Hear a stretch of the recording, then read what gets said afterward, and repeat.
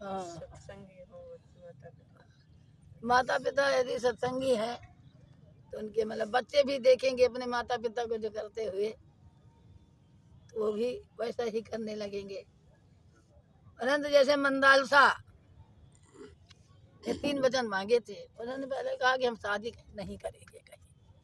खैर राक्षस से उठा ले गया, कालकेत राक्षस। तब कहते हैं ऋतध्वज ने उसको मारकर मंदालसा को लेकर के और विश्वानाग जो थे, जिनकी लड़की थी वो मंदालसा, कहते हैं उन्हीं को दिए आकर के। तो उन्होंने कहा इतनी हमारी सुंदर लड़की सुरक्षित आपने दी है, तो इसके साथ में आप शादी कर लो। उसके पिता ने कहा, तो अपने पिता के चरण पकड़ करके बोली, नहीं कहीं पद बोली कुंवरी सियानी। अपने पिता के चरण पकड़ करके कहने लगी, 3 वचन जो देवै नाहू, ताके संग करब हम ब्याहू। एक तो जो द्वारे मम आवे, मगता विमुख जान नहीं पावे। पहली शर्त तो ये है, मेरे दरवाजे जो आएगा तो विमुख नहीं लौटेगा, पहली शर्त। दूसरी शर्त ये है, दूसर मोहि जीवित नर नाहू, करे नय पर बनि संग ब्याहू। तीसर जो बालक हम जावों, 12 सम्मत मही खिलावों। तो दूसरी बात यह है, जब तक मैं जीवित रहूं तब तक मेरा पति अपना दूसरा विवाह नहीं कर सकता है। तीसरी शर्त ये है, 12 साल तक अपने बच्चे को मैं ही खिलाऊंगी, दूसरा उसको नहीं खिला सकता। क्यों? बच्चों की बुद्धि 12 साल ही तक कहते सफेद रहती है, किसी प्रकार का संग नहीं चढ़ता है। 12 साल के बाद में उसकी विषयात्मक बुद्धि बन जाती है। इसलिए मंदालसा देवी ने कहा, ऐसा है कि 12 साल तक बच्चा अपना किसी को नहीं दूंगी, मैं ही खिलाऊंगी। ऋतध्वज 3 वचन दे दिए। वचन देकर के ज्यादा समय आपको लगेगा। कहने का तात्पर्य है, माता पिता बच्चे को चाहे अच्छा बना दें चाहे खराब कर दें, अपने आप खिलावें, अपने आप ज्ञान दें। जैसे जसोदा मैया कृष्ण भगवान को ज्ञान दे रही थी, कथा सुना रही थी, अलवल नहीं कहते कुछ। तो कहने का तो इसी प्रकार से माताएं अपने बच्चों को, और गर्भ से ही शिक्षा लगती है। प्रहलाद से जब बालकों ने पूछा, हम लोग ज्ञानी नहीं हैं, आपने ज्ञान कहाँ से पाया?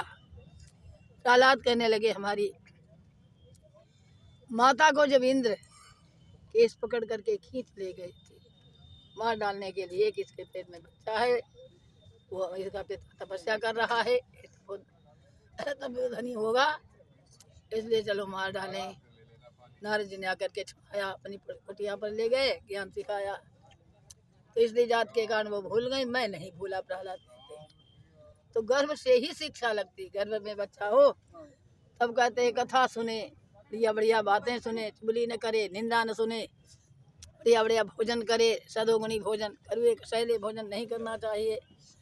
तब फिर लड़की लड़का होता है, वो सदोगुणी होता है। रामचंद्र की जय। जय जय सीताराम, जय श्री सीताराम। ये और माता कहते हैं, सुकर्म धर्मार्जित जीविका नाम, शास्त्रे द्वारेषु सदा रतानाम। जितेन्द्रियाणाम अतिथिप्रियाणाम, गृहे विमोक्षः पुरुषोत्तमानाम। सुकर्म धर्मार्जित, अपनी गाढ़ी कमाई से धन पैदा करे। कोई 1.5 लाख रुपया पाता है, उससे पूछो भाई तुम्हारा वेतन कितना है? क्या हमारा वेतन है 1.5 लाख है, 50,000 ये कुछ आका मतलब ऊपर से मिल जाते हैं, क्या आकाश से वो गिरते हैं? ऐसा बेईमानी का ही धन।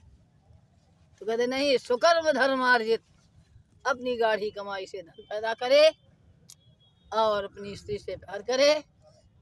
ज्ञा परा सेवा, जितेंद्रियाणाम अतिथि प्रियाणाम, और जितेंद्रिय रहे, इंद्रियों के ऊपर शासन रखे। जितेंद्रियाणाम अतिथि प्रियाणाम, और अतिथि प्राणों के समान प्रिय हो। कोई अतिथि आ जाए तो खुशी हो जाए, अपने मन में सोच, अरे जो तो भोजन बनाना पड़ेगा, देना पड़ेगा, तो ऐसा नहीं होना चाहिए। बैताल होते हैं जो अतिथि को दे करके बढ़ा जाते हैं।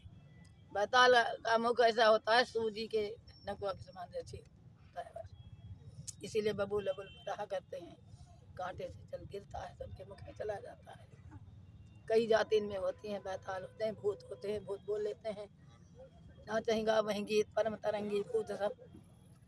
इसलिए अतिथि प्रियाणा और जितेंद्रियाणा, जितेंद्रिय रहे, और ग्रहे पे मोक्षा पुरुषोत्तमाना, ऐसे पुरुष जो हैं घर पर ही रह करके कहते मोक्ष की प्राप्ति कर लेते हैं, उनको जंगल में जाना नहीं पड़ता है। बोलिए सियावर रामचंद्र सियावर रामचंद्र की जय, सियावर रामचंद्र की जय। साथियों, अभी उपदेश सुन रहे थे मैया के आप, और आपसे हमारा विनम्र निवेदन है कि इन उपदेशों पर आपको अमल करना है। ये जो उपदेश हैं ये सरल उपदेश नहीं थे, ये एक त्यागी, तपस्वी, एक बाल ब्रह्मचारिणी मैया के उपदेश हैं। इनको आप हल्के में ना लें, आपका जीवन बदलेगा, समाज बदलेगा, क्रांतिकारी परिवर्तन आएंगे घर से लेके बाहर तक। ये सरल उपदेश नहीं है, ये त्यागी महात्मा के उपदेश हैं। ये चीज़ें बहुत गहरी हैं, बहुत बड़े मायने हैं। मैया ने बताया कि कैसे बच्चों में संस्कार पनपेंगे और कैसे बच्चे आज्ञाकारी बनेंगे। माताओं को भी मैया ने मार्गदर्शित किया, भावी माताओं को भी मैया ने मार्गदर्शित किया कि कैसे माँ जब बनने की जब स्टेज शुरू होती है, जब गर्भावस्था में प्रवेश होता है, तभी से ही वो संस्कार की जो प्रक्रिया है वो आरंभ हो जाती है। मैया का ये मानना है, और ये ऐसा शास्त्रों में भी वर्णन है, तमाम सारी कथाओं में, धार्मिक तमाम सारे ग्रंथों में भी इस चीज़ का जिक्र है, और तमाम सारी कथाएं आपने सुनी भी हैं। तो उन्हीं का मैया ने दृष्टांत भी दिया है, उदाहरण भी दिया है, और आप इनकी ओजस्वी वाणी सुनकर के निश्चित रूप से गदगद हो गए होंगे। और ये मैया की कुटी हम आपको दिखा रहे हैं। बिल्कुल बार बार हम एक चीज़ दिखाए जा रहे हैं, हम बहुत सारे संतों से मिल रहे हैं, देख रहे हैं, दिखा रहे हैं, लेकिन ये इतनी सरलता और इतनी सीमित संसाधनों के साथ मैया ये अखंड भंडारा यहाँ चला रही हैं। सारा अखंड भंडारा यहाँ चलता है। अभी एक पंगत उठ के जा चुकी है, अगली पंगत फिर शुरू होगी। तो साथियों, संत के रूप में कौन कहाँ कितना शक्ति लिए बैठा है उसका अंदाज़ा लगाना मुश्किल है, इसीलिए संतों को भगवान रूप कहा जाता है।